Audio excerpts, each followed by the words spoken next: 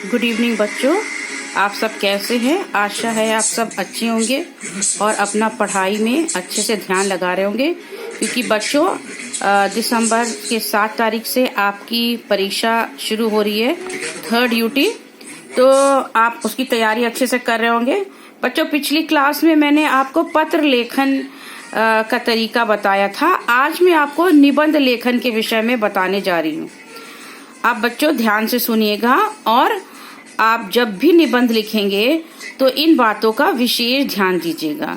निबंध में 3 अंग होते हैं: प्रस्तावना या भूमिका, विस्तार और उपसंहार। अब बच्चों एक एक करके हम आपको ये तीनों बात समझाते हैं। भूमिका जो पहले वाली होती है, सबसे पहली भूमिका में विषय का परिचय दिया जाता है। आपको जो भी विषय दिया गया है उसका परिचय आप देंगे कि उस विषय से आप क्या समझते हैं। भूमिका संक्षिप्त, आकर्षक और संगठित होनी चाहिए। भूमिका इतनी आकर्षक होनी चाहिए कि उसे पढ़कर पूरे निबंध को पढ़ने का मन करे।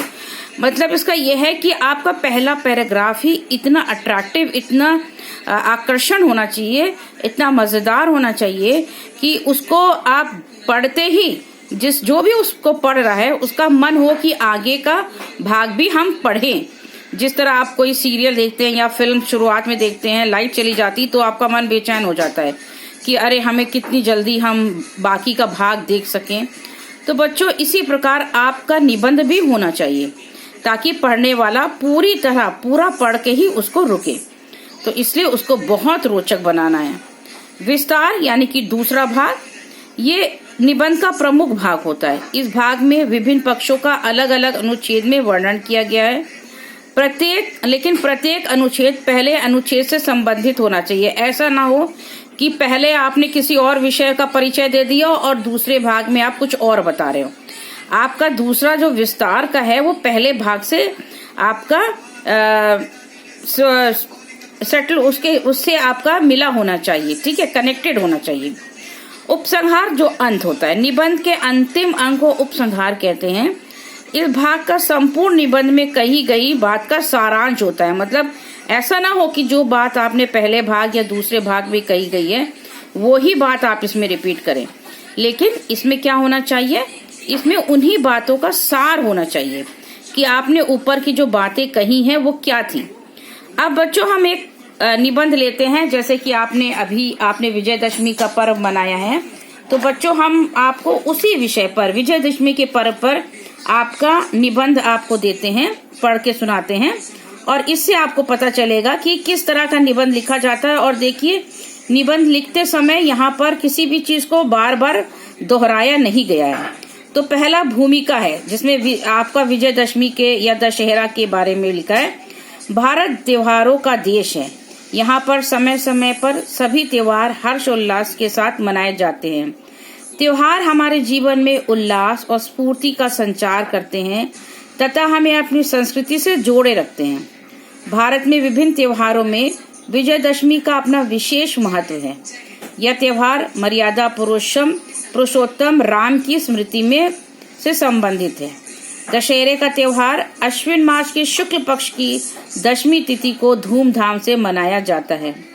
अश्विन मास की शुक्ल पक्ष की प्रतिपदा तिथि में नवरात्र आरंभ है। उसी दिन से यह त्योहार आरंभ हो जाता है। जगह जगह पर मैदानों में भगवान राम के जीवन से संबंधित घटनाओं की रामलीला के रूप में प्रस्तुत किया जाता है। हालांकि इस समय ऐसा माहौल था बच्चों, कोविड-19 के चक्कर में ये सब नहीं देखा गया, लेकिन हर साल रामलीला की जाती है और आप भी देखते होंगे। विजयदशमी के संबंध में श्री राम के जीवन की एक कथा जुड़ी हुई है। इस दिन श्री राम ने लंका के अत्याचारी राजा रावण का वध करके लंका पर विजय प्राप्त की थी। इसलिए इस त्योहार को विजयदशमी भी कहते हैं। इसलिए अब आप समझ गए इसको विजयदशमी क्यों कहते हैं, क्योंकि भगवान राम ने रावण का वध किया था। कुछ लोगों का मानना है कि इस दिन इंद्र ने वृत्रासुर राक्षस का वध किया था।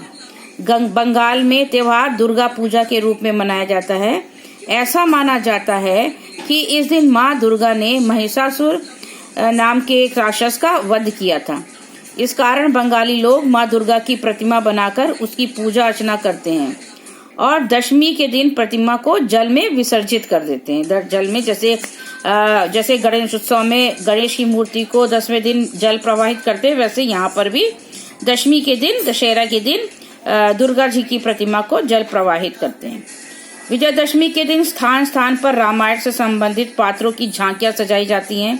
विशाल मैदान में राम रावण का नकली युद्ध किया जाता है। रावण, कुंभकर्ण, मेघनाथ के पुतले भी जलाए जाते हैं। श्री राम द्वारा अग्निबाण द्वारा इन पुतलों में आग लगाते हैं। पुतलों में आतिशबाजियां भी भारी होती हैं, जिसे देखने के लिए अपार जन समूह एकत्र होता है।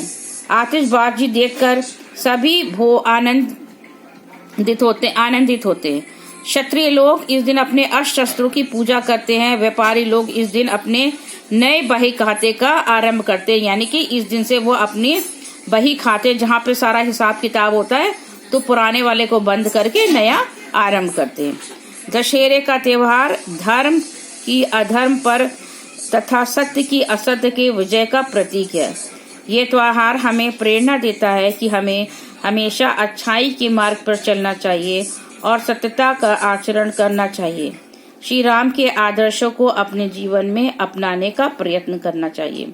तो बच्चों, यहाँ आपने देखा कि किस प्रकार विजयदशमी त्योहार का आपको निबंध बताया गया है, और आप अगर ये इसको ध्यान से देखेंगे तो बच्चों आपको ये पता चलेगा कि यहाँ पर तीनों भाग अर्थात भूमिका, विस्तार और उपसंहार, तीनों का बड़ा ध्यान रखा गया है।